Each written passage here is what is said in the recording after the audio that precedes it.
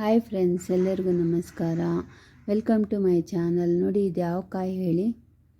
ಇದು ಹೇರಳೆಕಾಯಿ. ಇದು ನಾನು ಊರಿಗೆ ಹೋದಾಗ ನಮ್ಮ ಮನೆ ಹತ್ರ ಗಿಡ ಇತ್ತು, ಅದರಿಂದ ತೊಗೊಂಡು ಬಂದಿರೋಂತಹ ಕಾಯಿ ಇದು ತಿನ್ನೋದ್ರಿಂದ ಪಿತ್ತ ಜಾಸ್ತಿ ಆದಾಗ ಪೈತ್ಯ ಅಂತಾರಲ್ಲ, ಮತ್ತು ಡಯಾಬಿಟೀಸ್ಗೂ ಸಹ ತುಂಬಾ ಒಳ್ಳೆಯದು.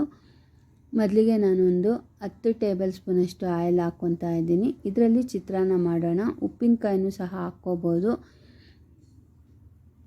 ಸ್ವಲ್ಪ ಸಾಸಿವೆನ ಸೇರಿಸ್ಕೊಂಡು 1 ಹಿಡಿಯಷ್ಟು ಕಡಲೆ ಬೀಜನ ಹಾಕ್ಕೊತಾ ಇದ್ದೀನಿ. ಕಡಲೆ ಬೀಜನ ಸ್ವಲ್ಪ ಫ್ರೈ ಮಾಡಿಕೊಂಡು ಉದ್ದಿನಬೇಳೆ ಕಡಲೆಬೇಳೆನ ಸೇರಿಸ್ಕೊತಾ ಇದ್ದೀನಿ.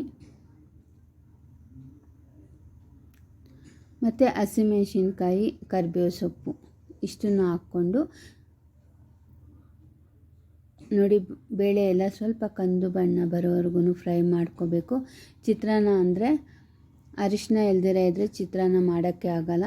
1/4 ಟೇಬಲ್ ಸ್ಪೂನಷ್ಟು ಅರಿಶಿನ ಸೇರಿಸ್ಕೊಂಡು ಎಲ್ಲನೂ ಮಿಕ್ಸ್ ಮಾಡಿಕೊಂಡು ಏಳಿಕಾಯಿ ರಸನ 1 ಸ್ಪೂನಷ್ಟು ಹಾಕ್ಕೊಳ್ಳಿ. ಹಸಿಮೆಣಸಿನ್ಕಾಯಿಗೆಲ್ಲ ಚೆನ್ನಾಗಿ ಹಿಡಿಯುತ್ತೆ. ತಿನ್ನಬೇಕಾದ್ರೆ ತುಂಬಾ ರುಚಿಯಾಗಿರುತ್ತೆ, ಹುಳಿ ಹುಳಿಯಾಗಿ ಚೆನ್ನಾಗಿರುತ್ತೆ. ಅದರಿಂದ ಒಗ್ಗರಣೆಗೆ 2 ಟೇಬಲ್ ಸ್ಪೂನಷ್ಟು ಏಳಿಕಾಯಿ ರಸನ ಹಾಕ್ಕೊಂಡು ಅರ್ಧ ಟೇಬಲ್ ಸ್ಪೂನಷ್ಟು ಉಪ್ಪನ್ನ ಸೇರಿಸ್ಕೊಳ್ಳಿ. ಎಲ್ಲ ಮಿಕ್ಸ್ ಮಾಡ್ಕೊಳ್ಳಿ. ಉಪ್ಪು ಹುಳಿ ಎಲ್ಲ ಚೆನ್ನಾಗಿ ಹಿಡಿಯುತ್ತೆ ಒಗ್ಗರಣೆಗೆ. ಈಗ ರುಚಿಗೆ ತಕ್ಕಷ್ಟು ಉಪ್ಪನ್ನ ಸೇರಿಸ್ಕೊಂಡು ಏಳಿಕಾಯಿ ರಸನ ಚಿತ್ರಾನ್ನಕ್ಕೆ ಹಾಕ್ಕೊಂಡು ಎಲ್ಲ ಮಿಕ್ಸ್ ಮಾಡ್ಕೊಂಡು ತಿಂತಾ ಇದ್ದರೆ ಅಂತೂ ಹೇಳಬೇಕಾದ್ರೇ ಬಾಯಲ್ಲಿ ನೀರು ಇರುತ್ತೆ, ಅಷ್ಟು ರುಚಿಯಾಗಿರುತ್ತೆ ಚಿತ್ರಾನ್ನನೂ.